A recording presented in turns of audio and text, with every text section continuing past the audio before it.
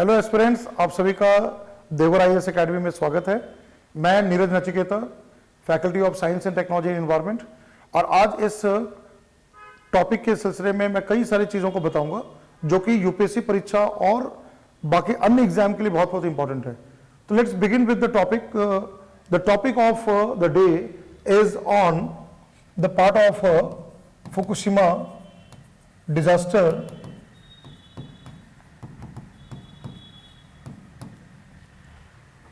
आप सभी को पता है कि जापान के फुकुशिमा में मार्च के 2011 में भूकंप और सुनामी के बाद वहां 6 ऐसे न्यूक्लियर पावर रिएक्टर थे दैट वेंट ऑन मेल्टडाउन, यानी कि वहां पर वो काम करना बंद हो गया और जो विस्फोट हुआ उससे जो रेडियो एक्टिव जितनी भी चीजें हैं एनवायरमेंट में स्प्रेड हुआ। तो फुकुशिमा डिजास्टर की हम बात करें तो पहला पॉइंट क्या होता है? सबसे पहला पॉइंट जो आपको एग्जाम के लिए याद रखना है कि ये कौन से वर्ष में ये हुआ था? 2011। ठीक है, क्यों हुआ था? तो इसका कारण ये है भूकंप, जो कि बहुत हाई लेवल के भूकंप थे। वहां पर मोर देन 8 मर्कली स्केल में भूकंप था, और ठीक भूकंप के बाद वहां पे सुनामी वेव आया था। ये इतना तीव्र भूकंप था और इतना बड़े लेवल पर सुनामी वहां पर था कि जापान में जनरली सुनामी को रोकने के लिए वॉल बनाए जाते हैं, दीवार बनाए जाते हैं।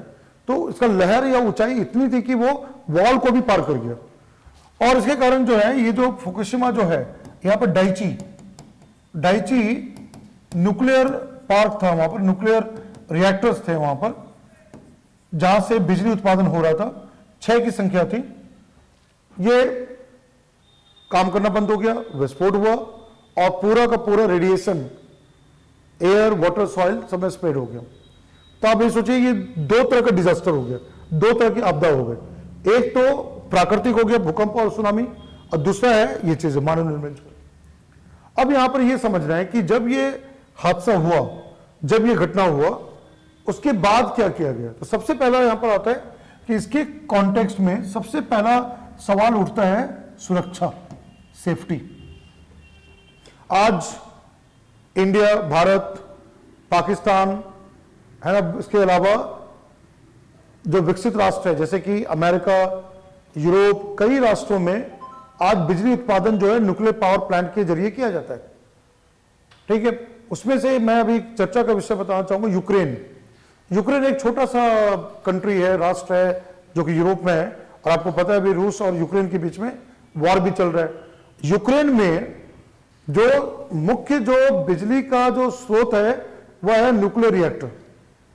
आपको यह भी ज्ञात होगा कि वर्ष 1986 में यूक्रेन उस समय सोवियत यूनियन का भाग था। उस टाइम पे भी एक न्यूक्लियर एक्सीडेंट हुआ था, चेरनोबिल डिजास्टर, है ना। और यूक्रेन में पावर प्लांट भी है, वहां पर काफी सारे प्रोजेक्ट वहां पर है। फ्रांस, जर्मनी, बहुत सारे ऐसे विकसित राष्ट्रों में न्यूक्लियर पावर प्लांट है, वहां पर बिजली उत्पादन होता है।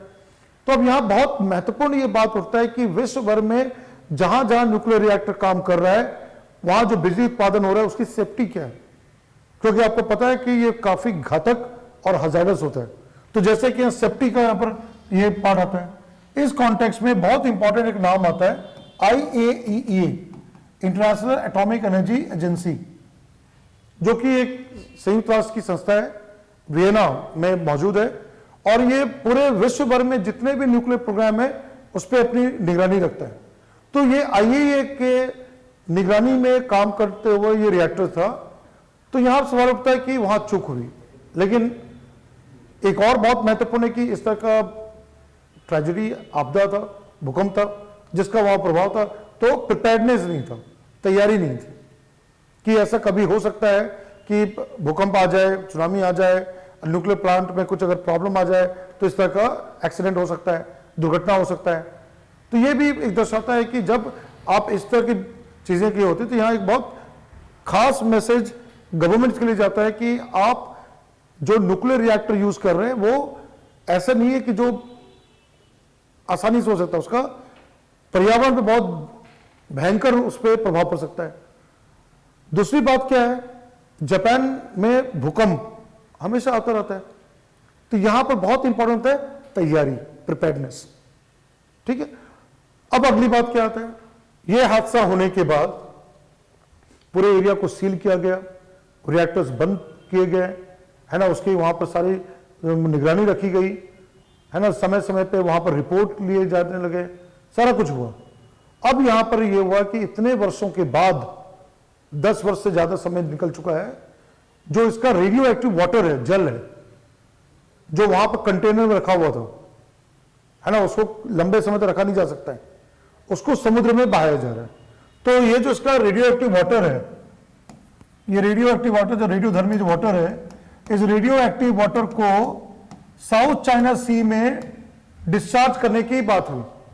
आईएए के निगरानी में इसको डिस्चार्ज किया जाना था, और अब ये जो वाटर है, इसे कहा गया कि आईएए ने इसको प्रॉपर ट्रीट किया है, इसमें उतना ज्यादा रेडिएशन नहीं है, उसको डिस्चार्ज किया गया। जैसे ये काम का हुआ, चीन ने इसका विरोध किया। China has opposed this kind of act of Japan in terms of discharging this radioactive water to sea and ocean.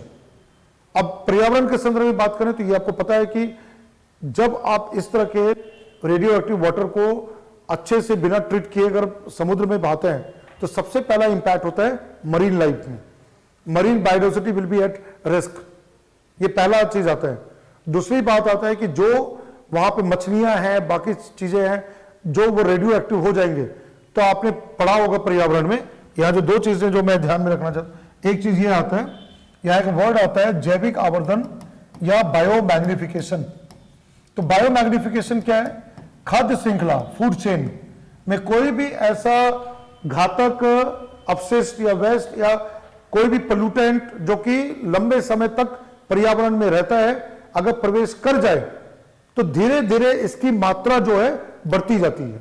अब आप कल्पना कीजिए कि ये जो वाटर है, रेडियो एक्टिव वाटर, ये जो जल है जो उसको डिस्चार्ज किया जा रहा है समुद्र में, ये कहां पर जाएगा? वहां के जो समुद्री जीव है, और वहां से फिर कहां पर आएगा? मानव पे आएगा। तो ये जो रेडियो एक्टिव, रेडियोधर्मी जो चीजें जब मनुष्य खाएगा तो मनुष्य पे, स्वास्थ्य पे भी इसका प्रभाव पड़ेगा। तो यह डर, यह भय है ना, पूरे विश्व भर में व्यक्त किया गया कि इसको इस तरह डिस्चार्ज नहीं करना चाहिए। चीन ने तो धमकी दे रखा, धमकी दे दिया कि ये अगर जापान ये काम नहीं रोकता है तो जापान से जितने भी इंपोर्ट है चाइना में आ रहा है, जो भी समुद्री फूड है, सी फूड, सब चीन ने बंद करने का फैसला लिया। तो दूसरा प्रभाव क्या है? पहला तो मरीन बायोडाइवर्सिटी का लॉस है, ये जो चीज है, मरीन जो समुद्री जीव है उन पे प्रभाव पड़ेगा। दूसरा क्या है कि जब ये खाद्य श्रृंखला प्रवेश होगा तो मानव स्वास्थ्य, तो यहां अंत में जाके मानव प्रवेश का प्रभाव पड़ेगा। और तीसरी बात क्या है? सामाजिक आर्थिक समस्या। जैसे चीन ने सारे जो ऐसे सी फूड को चीन में आने से, जापान से पाबंदी लगा दिया, तो कहने का मतलब है इकोनॉमिक इंपैक्ट भी है ना, वहां पर सोशल इकोनॉमिक इंपैक्ट भी है। तो ये पार्ट भी यहां जुड़ जाता है, सामाजिक आर्थिक जो है नुकसान, वो भी पार्ट यहां पर जुड़ जाता है। इन तमाम चर्चा के बावजूद भी जापान हमेशा ये कहता रहा है कि इससे कोई भी नुकसान या क्षति नहीं होगा, है ना, ये आश्वासन जापान देता रहा है। और खास तौर पे आईएए ने ये भरोसा दिलाया है कि जो वाटर को डिस्चार्ज किया जा रहा है पूरी तरह से सेफ लिमिट में है और उसका कोई प्रभाव नहीं पड़ेगा। तो गैर तो मतलब यह है कि ये देखा जाना चाहिए भविष्य में कि इसके क्या परिणाम होंगे। तो न्यूक्लियर पावर प्लांट क्या है, न्यूक्लियर रिएक्टर क्या है, उसके संदर्भ में क्या क्या चीजें हैं, आप उसकी जानकारी के लिए, उसके बारे में और जानकारी के लिए आप देवघर आईएएस एकेडमी में ज्वाइन कर सकते हैं। इसके बारे में आप, मैं साइंस एंड टेक्नोलॉजी क्लास में सारी चीजों को बताता हूं, मैं समझाता हूं मैं, और वो आपको एक तरह से, है ना, परीक्षा में इस तरह कोई भी क्वेश्चन आता है जो करंट अफेयर से जुड़ा हुआ पार्ट है तो आप उसको सॉल्व कर सकते हैं। तो मैं इसी के साथ यह भाग खत्म करता हूं, फिर हम लोग दोबारा मिलेंगे नए टॉपिक के साथ। आप सभी का बहुत बहुत धन्यवाद। Thank you.